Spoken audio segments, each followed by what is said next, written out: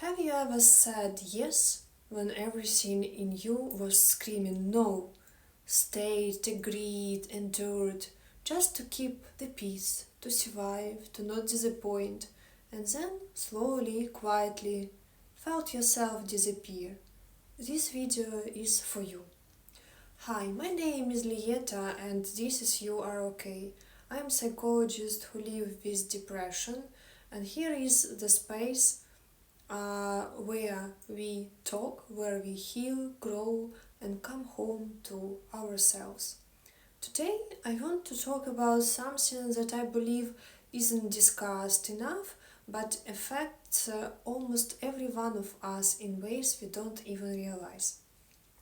It's the moment, or rather, the many moments when we go against ourselves, when we do what we don't want to do, when we say yes to something our souls says no to, when we convince ourselves we should do something even though our whole being whispers don't.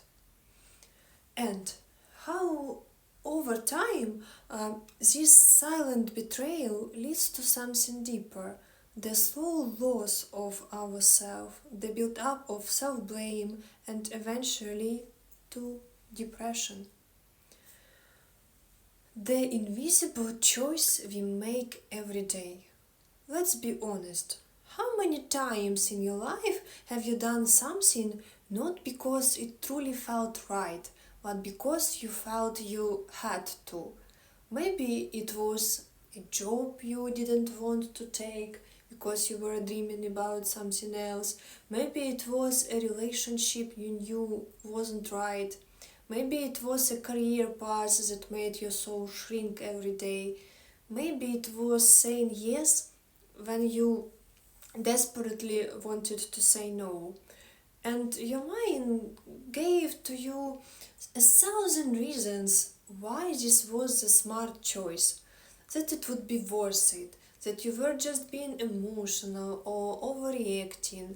So you silence that small voice inside you, that whisper of truth. You buried it under logic, fear, and the pressure to perform. But your body didn't forget, your soul didn't forget, and even if you kept smiling, a part of you knew I've just walked one step further away from my real self. So, what happens when we betray ourselves? When we repeatedly make choices that do against our inner truth, our system goes into quiet rebellion. You might start feeling tension in your body, tightness in your chest, a knot in your stomach, insomnia, headaches, a constant sense of pressure. Emotionally, you start to feel numb, like you are living someone else's life. The joy fades, motivation disappears. Every day becomes mechanical, like you are performing, not living. And worst of all, you start to hate yourself. You begin to think, why did I do that again? What's wrong with me? Why can't I just be like other people? Why do I always ruin everything? And this is where depression grows. In this silent war with yourself.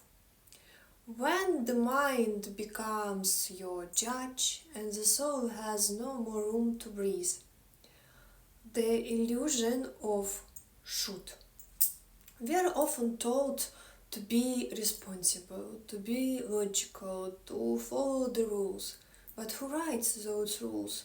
Who decides what you should do? Who decided what your soul really wants? Very often our decisions come not from our own truth, but from fear, from the desire to avoid rejection, to be accepted, to not disappoint, to survive. And yes, sometimes we have to do things we don't love, but there is a deep difference between doing something from strength and doing something from self-abandonment. When you constantly betray your truth in the name of should, must, or one day it will pay off, you slowly disconnect from your own soul. And the tragedy is no one sees it. From the outside, everything might look fine, but inside you are empty, you are tired, you are lost, and you don't even know how to come back. What depression feels like after self betrayal? After months or even years of going against yourself, something collapses. You wake up one day and realize, I don't know who I am anymore. You feel helpless, directionless, worthless, not because you are, but because you lived so long without honoring what you truly want. And the guilt is crushing. Guilt that you let this happen, guilt that you didn't listen, guilt that you wasted time, years, health, opportunities, guilt that you've hurt yourself and maybe others. The guilt becomes a monster inside your head. It attacks you, it eats away your confidence, it convinces you that you don't deserve better, that you are too broken to rebuild, that it's too late. But I want to tell you, this is a lie. You are not broken, you are not too late, you are just waking up. How to come back to yourself? Coming back to yourself after betrayal is a sacred journey. It takes time, patience, kindness, and truth. Here's what I want you to remember and what I invite you to do. Stop. Be still. Listen. Find even 5 minutes a day to ask yourself, what do I feel right now? What do I want? Not tomorrow, not in 5 years, but now, in this moment. Start rebuilding trust with yourself. That voice you buried, start honoring again. Start honoring it again. Uh, Maybe just with small things. Choosing what you want to eat. Saying no to one thing. Going for a walk when you feel the need. Let go of guilt. Replace it with compassion. You did what you could with the tools, awareness, and fear you had. You didn't betray yourself on purpose. You were trying to survive. You were trying to do your best. You thought it is right. And now you are choosing to heal. Do things that bring your soul back to life.